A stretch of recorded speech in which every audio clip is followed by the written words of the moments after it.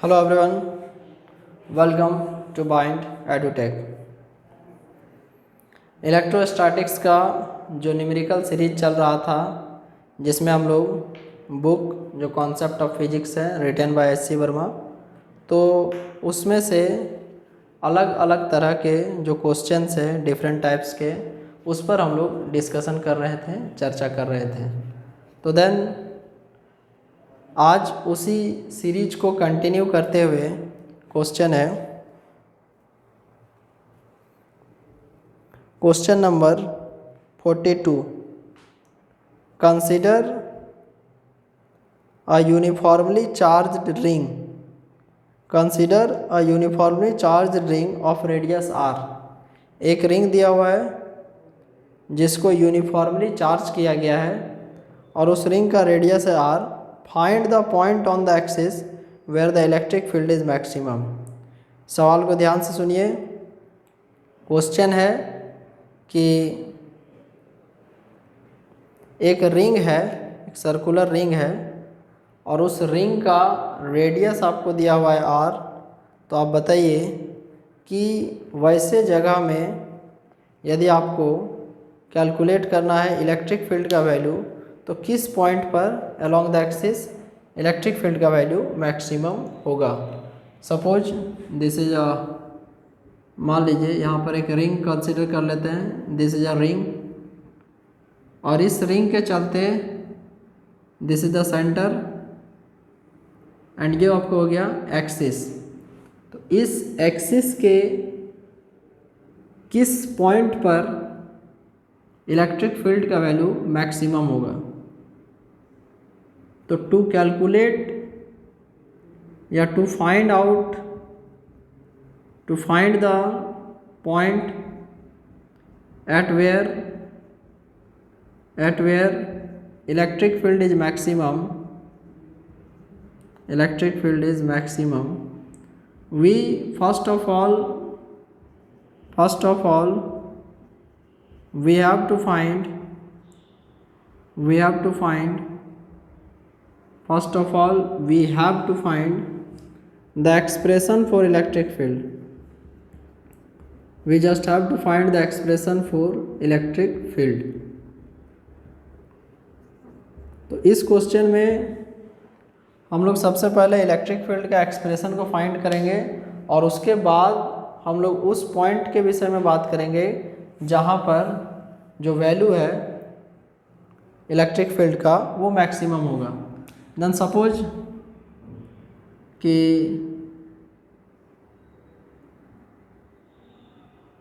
यह आपको जो रिंग है इसका रेडियस है आर, यहाँ से सेंटर से एक पॉइंट है एक्स मान लीजिए। पहले हम लोग इस पॉइंट पर कैलकुलेट करेंगे कि what will be the value of electric field. तो मान लीजिए इस पोर्शन के कारण यहाँ पर इलेक्ट्रिक फील्ड आ रहा है ई डी ई, या इस पोर्शन के कारण जो इलेक्ट्रिक फील्ड बन रहा है वो बन रहा है डी ई डैश। अब इसके बाद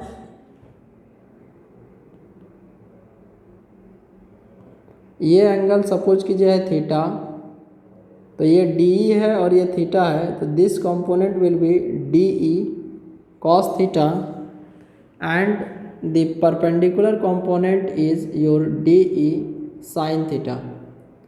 उसी तरीके से सेम सिमिलर मैनर में ये डी डैश है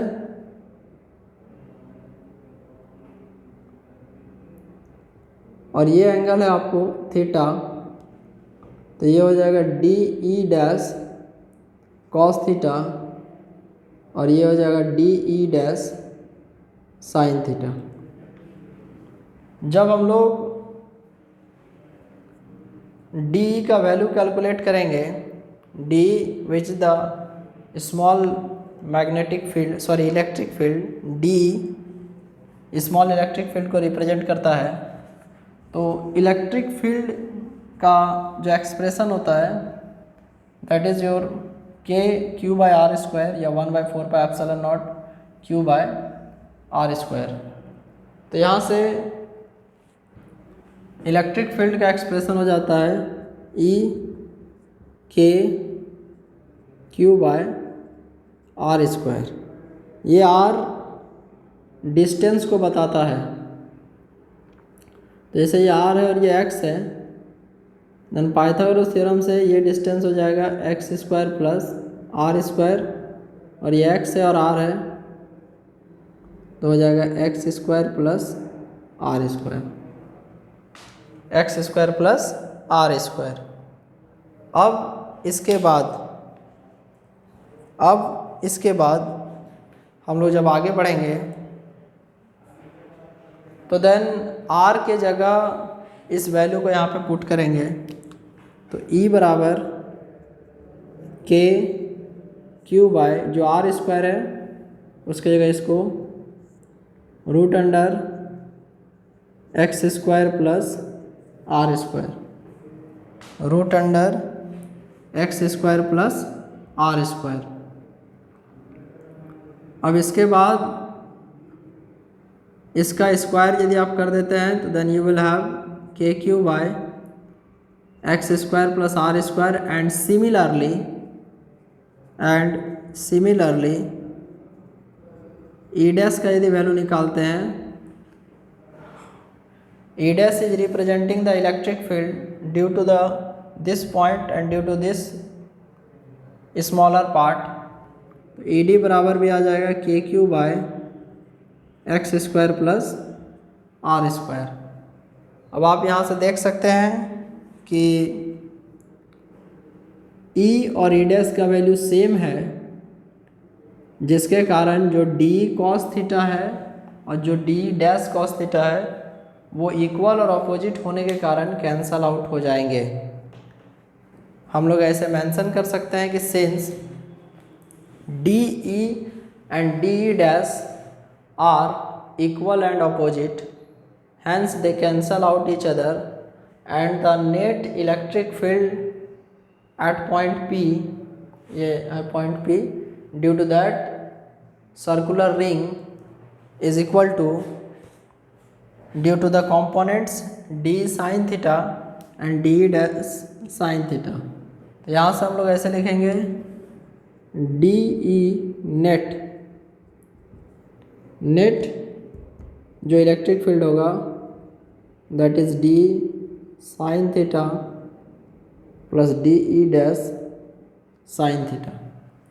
ये दोनों इक्वल और अपोजिट होने के कारण कैंसल आउट हो जाएंगे, क्योंकि अभी तुरंत हम लोगों ने देखा कि जो डी ई है और डी ई डैश इन दोनों का जो वैल्यू है वो इक्वल है, तो जो नेट इलेक्ट्रिक फील्ड हमारे पास शेष बचेगा that is your D sine theta plus D dash sine theta. अब इसमें से जो कॉमन टर्म है आपके पास उसको आप पुट कीजिए,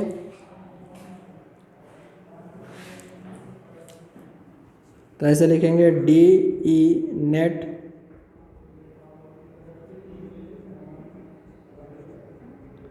D E plus D dash D E plus D dash, and now the both. तो देन इसके बाद जब हम लोग वैल्यू देखेंगे तो देन यहाँ से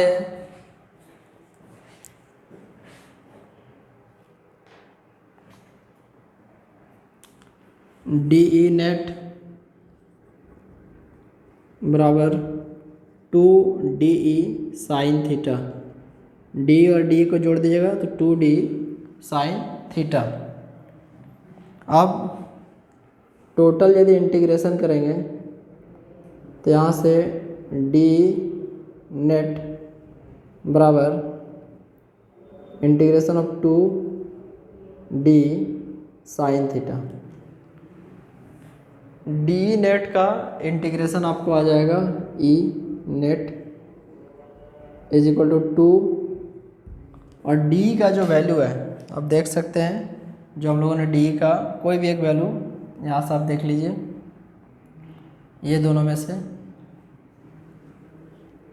K Q by X square plus R square into sine theta.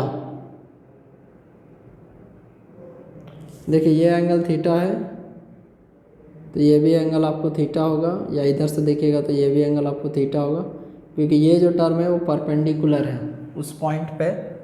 तो इसको आप प्रूव भी कर सकते हैं, इस एंगल और इसको जोड़ के और इसको जोड़ के कॉमन आएगा तो आप काट दिएगा तो ये बराबर आ जाएगा। अब यहाँ से हम लोग जैसा कि जानते हैं कि साइन थीटा जो ट्रिगोनोमेट्रिक फंक्शन है उसका फॉर्मूला होता है p by H. Let this is sine theta, this is p and this is h। तो इसके लिए हो जाएगा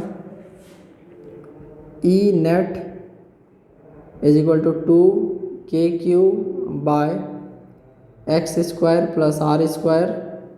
इंटीग्रेशन ऑफ साइन थीटा में हम लोग ले लेंगे, साइन थीटा में इसका जो इंटीग्रेशन करेंगे p बाय एच, तो r by root under R square plus x square. अब यहाँ से एक्चुअली इंटीग्रेशन का साइन यहीं से रिमूव हो जाएगा, क्योंकि बात ऐसा है कि जो डी ई है उसका इंटीग्रेशन हो जाएगा ई, और उसके बाद ही हम लोग ये वैल्यू बैठा सकते हैं। एंड देन आफ्टर यहाँ से यदि कंप्लीट कैलकुलेशन किया जाए व्हाट वी कैन हैव, तो we will have the value E net is equal to k Q R by are square plus x square का पावर 3/2। यहाँ से फॉर्मूला आ जाएगा के Q R by are square plus x square का power 3/2। ये power 3/2 कैसे आया, तो इसके लिए हम लोग जो वैल्यू को पुट किए हैं यहाँ पे X square plus R square का पावर 1 और वो रूट है, तो रूट का पावर मिल जाएगा, ये वैल्यू आ जाएगा। यहाँ पे एक छूट रहा है क्या, 2। लेकिन एक चीज़ हम लोग यहाँ पर गौर करेंगे कि जब हम लोग इसका इंटीग्रेशन करते हैं तो कंप्लीट लेंथ को 2πr कंसिडर करते हैं, लेकिन जब हाफ का बात होगा तो वहाँ पर आएगा πr। तो इस इक्वेशन को यदि कम्प्लीटली मॉडिफाई किया जाएगा, इस इक्वेशन को यदि कम्प्लीटली मॉडिफाई किया जाएगा तो यहाँ से आप लिख सकते हैं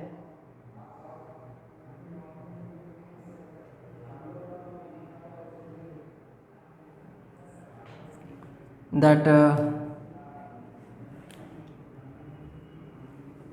के का वैल्यू आप बैठा सकते हैं 1/4πε0, और ये जो 2 वाला टर्म है वो आगे जाकर कैंसिल हो जाएगा, क्योंकि हम लोग हाफ के लिए ही लिए हैं। तो ई का जो नेट वैल्यू आएगा वो आ जाएगा के Q R by are square plus x square का पावर 3/2। देन आफ्टर इसके बाद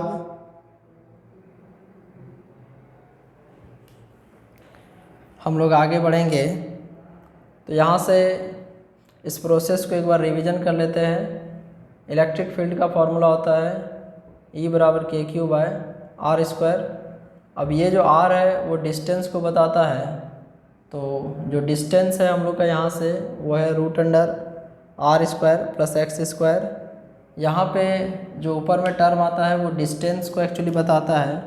हम लोगों ने यहाँ पर जो टर्म कंसीडर किया है वो एक्चुअली है, ठीक है, बता रहा है रेडियस, लेकिन यहाँ पर हम लोग को एक्चुअली पुट करना पड़ेगा डिस्टेंस की जगह x। तो यहाँ पर हम लोग लास्ट में क्या पुट कर देंगे, x। एक्चुअली ये डिस्टेंस वाला टर्म होता है। हम लोगों ने मैग्नेटिक फील्ड में भी जो एक्सप्रेशन निकाले हैं तो वहाँ पर एक्चुअली डिस्टेंस वाला टर्म आता है, तो KQX। तो फाइनल जो एक्सप्रेशन हम लोग का आया वो आया KQX by are square plus x square का पावर 3/2।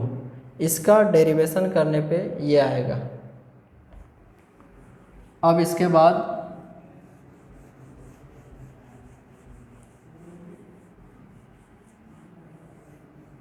मैग्नेटिक फील्ड में इसका प्रूफ है। अभी हम लोग जो 2πr लेकर चले थे उसको हाफ लेकर चलेंगे तो फिर ये आएगा। तो वैसे भी आपका 2 आया था, आप इसको डिवीजन कर देंगे तो देन सिंगल के लिए यदि आप वैल्यू देखिएगा, सिंगल के लिए अभी तो हम लोग दोनों पोर्शन के लिए कंसिडर किए थे, तो एक पोर्शन के लिए भी यदि देखिएगा तो फिर वो वैल्यू आएगा। तो हाफ पोर्शन के लिए देखिए या बोलिए कि दोनों में से किसी एक पार्ट के लिए देखें तो ये एक्सप्रेशन आएगा, 2 कैंसल हो जाएगा और ये जो x है वो डिस्टेंस को बता रहा है। अब इसके बाद मैक्सिमम वैल्यू के लिए, for maximum value first order differentiation हो जाएगा 0। जो हम लोग को फंक्शन दिया हुआ है उसका यदि हम लोग फर्स्ट ऑर्डर डिफरेंशिएशन निकालते हैं तो वो हम लोग को आ जाएगा 0। तो इसको हम लोग ऐसे लिख सकते हैं d/dx बराबर 0। तो d/dx और e का वैल्यू हम लोग यहाँ से ले सकते हैं KQ, ऐसे भी कांस्टेंट है तो आप चाहें तो इसको चलिए एक बार लिख लेते हैं KQ x by are square plus x square का पावर 3/2 इतना इज इक्वल टू 0। आप इसको दो फॉर्म से सॉल्व कर सकते हैं। आप इसको या तो सॉल्व कर सकते हैं इन द प्रोडक्ट फॉर्म, और प्रोडक्ट फॉर्म में यदि हम लोग इसको लेना चाहें, या यदि सेम चीज़ को हम लोग कंसिडर करना चाहें डिवीज़न फॉर्म में, हम आपको दोनों फॉर्म का जो फॉर्मूला है उसको यहाँ पर बता देते हैं। जैसा कि फार्मूला होता है d/dx u इंटू वी, this is your product form and इसका फार्मूला हो जाता है v into du/dx plus u into dv/dx। This is your product form and d/dx u/v, this is your division form. तो इसके लिए u/v है तो v into du/dx minus u into dv/dx divided by v square. ये दोनों सही है, आप किसी भी एक को कैरी कर सकते हैं। आपको जिसमें भी कन्वीनियंट लग रहा है आप इस इक्वेशन को सॉल्व कर सकते हैं। ये KQ विशेष रूप से तो आपको कोई दिक्कत नहीं करेगा क्योंकि कांस्टेंट है तो बाहर हो जाएगा एंड उस साइड जाकर KQ डिवीजन होके 0 भी हो जाएगा। तो आपके पास जो इस इक्वेशन रिमेनिंग होगा वो आपको कुछ इस तरीके से होगा कि d/dx इंटू एक्स इंटू ये यदि ऊपर जाएगा तो are square plus x square का power -3/2 is equal to 0। d/dx x into r square plus x square का पावर -3/2 इज इक्वल टू 0। अब यहाँ से इसको हम लोग u इंटू वी के फॉर्म में आगे प्रोसीड करेंगे।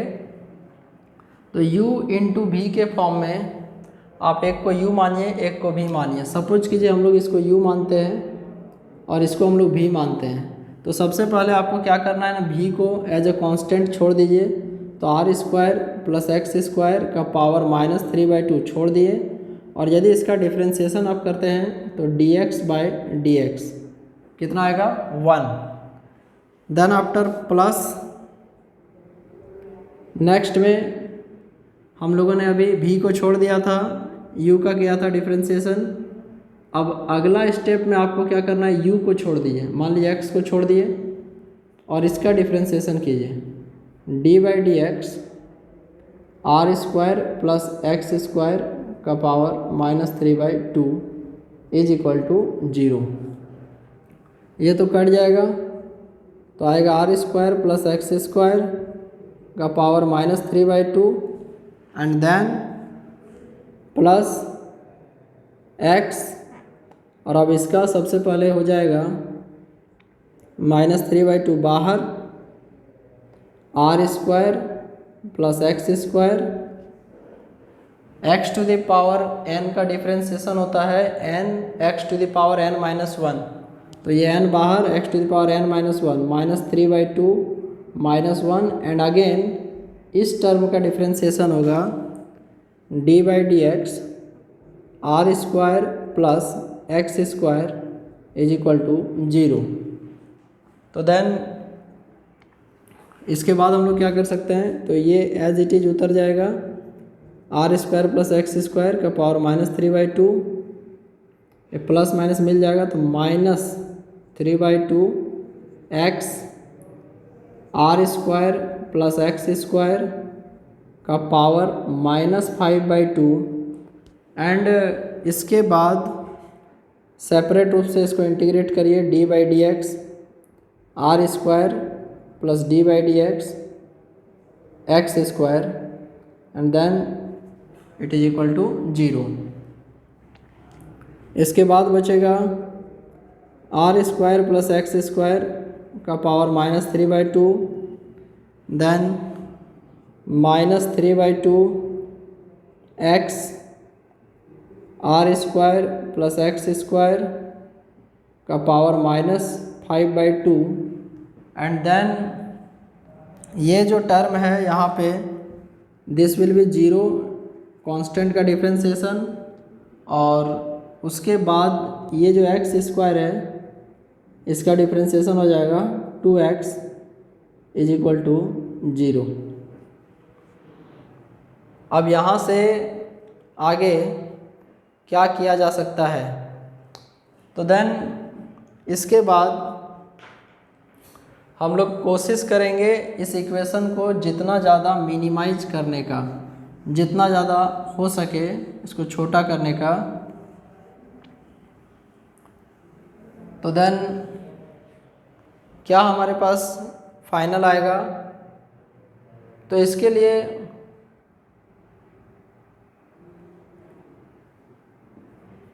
इस इक्वेशन में r² plus x² power -3/2 is equal to, ये 2 से 2 यदि कैंसिल हो जाएगा तो अभी इक्वल टू नहीं देते हैं, अभी लिखते हैं -3 x और x मल्टीप्लाई हो गए x² r² प्लस x² का पावर -5/2 इज इक्वल टू 0।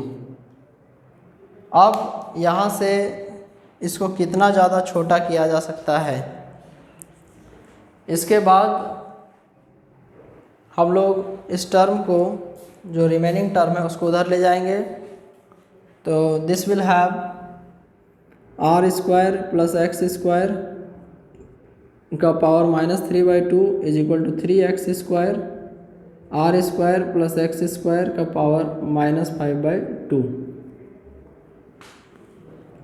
इसको हम लोग लिख सकते हैं r² प्लस x² का power -3/2 is equal to 3x² r² plus x² का power -3/2 into r² plus x² का पावर -1, -3/2 और पावर में -1 लिखे हैं, बेस सेम हो जाएगा और जब पावर ऐड होगा तो -3/2 प्लस -1 एलसीएम लीजिएगा तो फिर ये क्वांटिटी आएगा। ऐसा करने का रीज़न है कि हम लोग इसको थोड़ा मिनिमाइज कर सके। जैसा कि आप देख सकते हैं कि this term will definitely got cancel out. 1 is equal to 3x² power -1 है तो नीचे चला जाएगा r² प्लस x²। तो इसके बाद ये टर्म आपको समझ में आ गया, -1 था तो नीचे आ गया तो इतना हो गया, ये ऊपर चला जाएगा r² plus x² is equal to 3x²। It implies that r² बराबर 3x² minus x²। r² is equal to 3x² minus x²। It implies that r² बराबर 2x²। यहाँ से r² by 2 is equal to x²। तो then it implies that x बराबर complete root under r² by 2। It implies that x बराबर r by root 2। x बराबर r by root 2।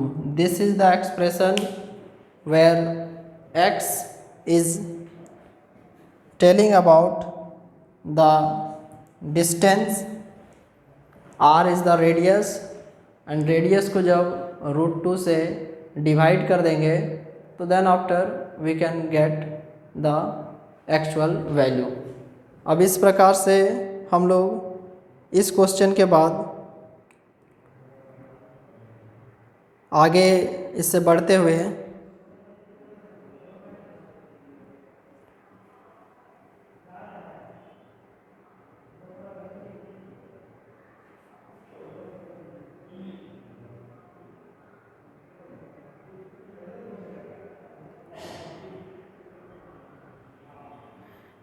Next class में इससे आगे डिस्कशन करेंगे। तो ओके स्टूडेंट्स, यहाँ तक देख के रखें। इसके बाद जो नेक्स्ट क्लास में डिस्कशन होगा वो किसी पेंडुलम पर कितना टेंशन एक्ट होता है उस पर डिस्कशन होगा, और उसमें एक आर्बिट्ररी एंगल आएगा जिसका वैल्यू में भी आपको शायद पता ना हो। तो नेक्स्ट क्लास में देखते हैं इसके आगे। Take care of yourself. Thank you very much. Bye.